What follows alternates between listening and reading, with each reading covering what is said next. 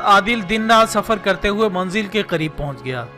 अभी वो कबीले की बस्ती से कुछ दूर ही था कि इसको एक शख्स मिला जो मेहरबान, खूबसूरत, मिलनसार और बाइखलाक था। आदिल को वो शख्स बहुत अच्छा लगा और इस आदमी ने आदिल से शाइस्ता लहजे में पूछा कि आप कौन हैं और कहाँ जा रहे हैं। इस पर आदिल ने कहा कि मैं मुसाफिर हूँ, यमन से आया हूँ, रात इसी बस्ती में गुजारकर सुबह आगे चला जाऊंगा। इस पर इस आदमी ने कहा कि मेरा घर भी इसी बस्ती में है, अगर आप मुझे शर्फ मेजबानी बख्शें तो मुझे बड़ी खुशी होगी। दोस्तों, आदिल ने यह सोचकर इसकी दावत कबूल कर ली कि शायद इस आदमी से हातिम के बारे में कुछ मालूम हो सके, लिहाजा वो इसके साथ ही इसके घर आ गया। घर आकर इस आदमी ने रात भर आदिल की मेहमान नवाजी की और सुबह भी आदिल को पुरतकल्लुफ नाश्ता करवाया और इसके बावजूद भी इससे माजरत की कि वो इसकी मेहमान नवाजी ठीक तरह से नहीं कर सका, जिसके लिए वो शर्मिंदा है।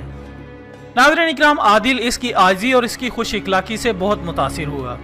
फिर आदिल ने इस आदमी से इजाजत मांगी। इस आदमी ने कहा कि इतनी जल्दी क्या है, आप मेरे पास कुछ दिन और रह सकते हैं। इसकी दरख्वास्त सुनकर आदिल ने कहा कि मुझे एक जरूरी काम है जिसके लिए मैं यहाँ आया हूँ। आदमी ने पूछा कि आप किस काम के लिए आए हैं, अगर आप मुझे बता दें तो शायद मैं आपकी कुछ मदद कर सकूं। आदिल ने कहा कि नहीं, ये एक राज है, अगर ये राज खुल गया तो शायद मैं अपने मकसद में कामयाब नहीं हो सकूंगा। इस आदमी ने आदिल को यकीन दिलाया कि इसका राज इसके दिल में ही रहेगा, अगर वो इसकी मदद कर सकता हुआ तो जरूर करेगा।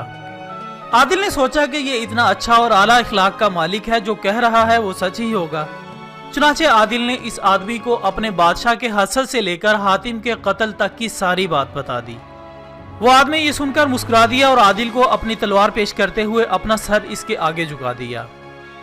आदिल ने पूछा कि तुम मुझे अपनी तलवार क्यों दे रहे हो और अपना सर मेरे आगे क्यों झुका रहे हो। आदमी ने बताया कि मैं ही हातिम हूँ और तुम्हें अपने बादशाह के लिए मेरा सर ही चाहिए था। लो जल्दी करो, मेरा सर कलम कर लो।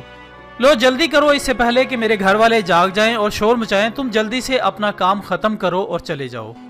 नाजरीन, अब तो आदिल बहुत शर्मिंदा हुआ कि वो कैसे किसी ऐसे इंसान को मार सकता है जिसने इसके साथ इतना अच्छा सलूक किया हो। इसने हातिम से माफी मांगी और वापस अपने वतन लौट आया। बादशाह ने जब इसे खाली हाथ देखा तो पूछा कि तुम नाकाम वापस क्यों लौटे हो। आदिल ने कहा कि ए बादशाह, अगर आप चाहें तो मुझे मेरी इस नाकामी पर कत्ल करवा दें, मुझे परवाह नहीं, मगर पहले मेरी पूरी बात सुन लें।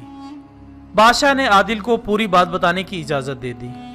आदिल ने इस बस्ती में हातिम से मिलने से लेकर आखिर तक सारी बातें बादशाह के गोश गुजार की और पूछा कि बताएं, मैं ऐसे इंसान को कैसे मार सकता हूं जिसने सब कुछ जानने के बाद भी अपना सर मेरे आगे झुका दिया। अब बादशाह को समझ आ गई थी कि क्यों लोग हातिम की सखावत की इतनी तारीफ करते हैं, लेकिन अब की बार बादशाह को हातिम ताई से जरा भी हसद महसूस नहीं हुआ।